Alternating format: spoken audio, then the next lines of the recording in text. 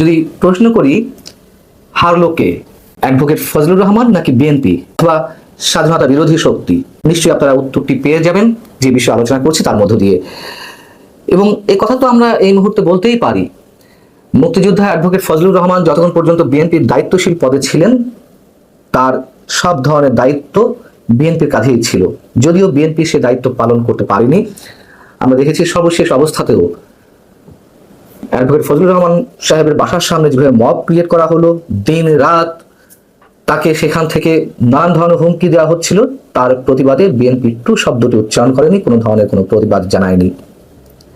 যেহেতু আমরা এর মধ্যে জেনেছি যে বিএনপি অ্যাডভোকেট ফজলুর রহমানের সব ধরনের সদস্য পদ দলের মধ্যে তা স্থগিত রাখার সিদ্ধান্ত নিয়েছে 3 মাসের জন্য, সেহেতু এই মুহূর্তে অ্যাডভোকেট ফজলুর রহমানের সব ধরনের দায়িত্ব অবশ্যই রাষ্ট্রের, যদিও তো আগেও ছিল, এখন আরো বেশি সব ধরনের দায়িত্ব সরকারের এবং পুরো বাংলাদেশের।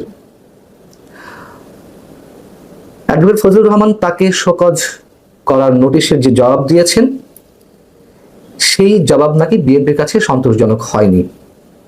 কেন হয়নি সে বিষয়ে পরে আসছি। তার আগে অ্যাডভোকেট ফজলুর রহমান কি জবাব দিয়েছিলেন?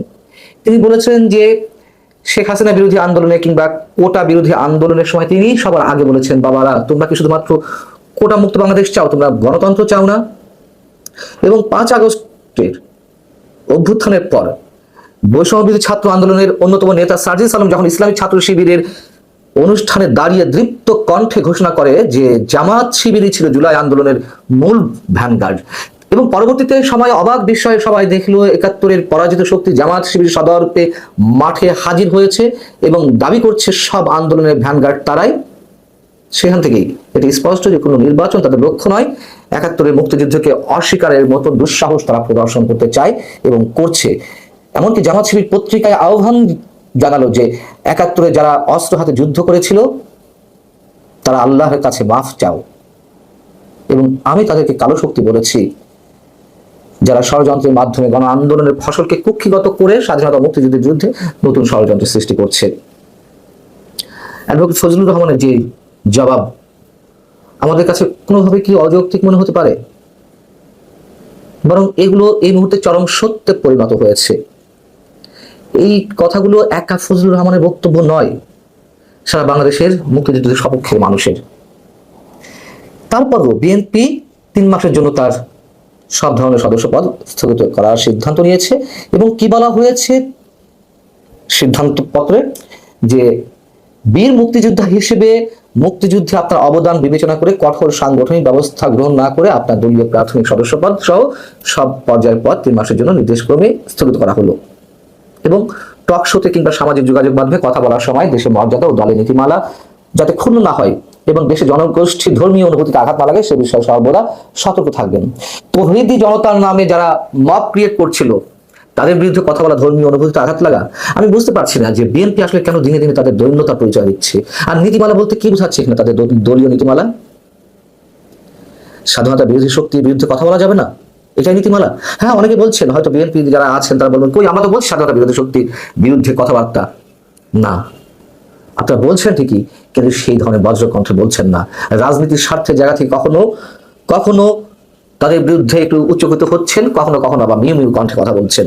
অ্যাডভোকেট ফজলুর রহমানদের মতো মানুষেরা যারা ঠিক নিজের জায়গাতেই দৃঢ় পদক্ষেপে চলতে চাইছেন, স্ট্রেট, কোনো রাজনীতি ফাজনীতি না, মুক্তিযুদ্ধের ক্ষেত্রে কোনো আপোষ হবে না, সেইভাবে অন্য কেউ বলছে না। আর এই কারণেই কি ফজলুর রহমানের বক্তব্যগুলো বা তার অ্যাক্টিভিটিস দলীয় নীতিমালা বিরোধী?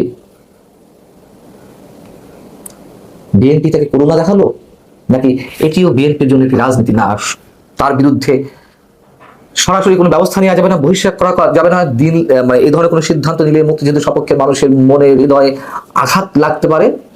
আবার 3 মাসের জন্য মোটামুটি একটা শক্ত পদক্ষেপ নিয়ে স্বাধীনতা বিরোধী শক্তি যারা তার পিছে লেগেছে অ্যাডভোকেট ফজলুর রহমানের বিরুদ্ধে তাদেরকে একটু বোঝানোর চেষ্টা করা হতে লাগলো যে না, দেখো আমরা তোমাদের দাবিকে প্রাধান্য দিচ্ছি। নির্বাচনকে ইস্যু নির্বাচন ইস্যুতে বা অন্যান্য নানান জায়গা থেকে বারবার বলে আসছে বিএনপি বারবার ফাঁদে পা দিচ্ছে, সরকারের ফাঁদে পা দিচ্ছে, এনসিপির ফাঁদে পা দিচ্ছে। তো অ্যাডভোকেট ফজলুর রহমানের বিরুদ্ধে তারা লেগেছে ভয়ঙ্কর শক্তি নিয়ে তারা পথে নেমেছে। এই কারণে অ্যাডভোকেট ফজলুর রহমান ব্যক্তি ফজলুর রহমান হিসেবে নয়, মুক্তিযুদ্ধের চেতনার পক্ষের অন্যতম শক্তি হিসেবে তিনি নিজেকে প্রমাণ করেছেন। সেই শক্তির বিরুদ্ধে একটা বিশেষ গোষ্ঠী তার বিরুদ্ধে লেগেছে। এই বিষয়টি বিএনপি এখন বুঝতে পারে না, বা বুঝতে পারলেও তারা যে রাজনীতি করছে, আমি প্রথমেই বলেছি, তাদের দৈন্যতার পরিচয় তারা নিজেরাই দিচ্ছে। শুরুতেই প্রশ্ন করছিলাম যে হারলো কে? বিএনপি হারলো, নাকি ফজলুর রহমান সাহেব হারলেন, নাকি এনসিপি হারলো, অথবা জিতলো কে? জিতেছে আসলে অ্যাডভোকেট ফজলুর রহমান। তিনি তার সামনে যতই খড়গ হস্তের ভয় দেখানো হোক না কেন, যত শাস্তিমূলক ব্যবস্থার ভয় দেখানো হোক না কেন, অথবা তার বিরুদ্ধে যত হুমকি ধামকি দেওয়া হোক না কেন, তিনি তার সিদ্ধান্তে অটল আছেন। তিনি মুক্তিযুদ্ধের সপক্ষের শক্তি হিসেবে নিজেকে অবিচল রেখেছেন। কিন্তু হেরে গেছে বিএনপি। আর এনসিপির যে দাবি বা অন্যান্য কথিত সংগঠনগুলোর যে দাবি, তাদের এই দাবি প্রতি বিএনপির যে সম্মান জানানো, এতে তারা আসলে নিজেরাই হেরেছে। সাময়িক সময়ের জন্য হয়তো সুখ অনুভব করতে পারে।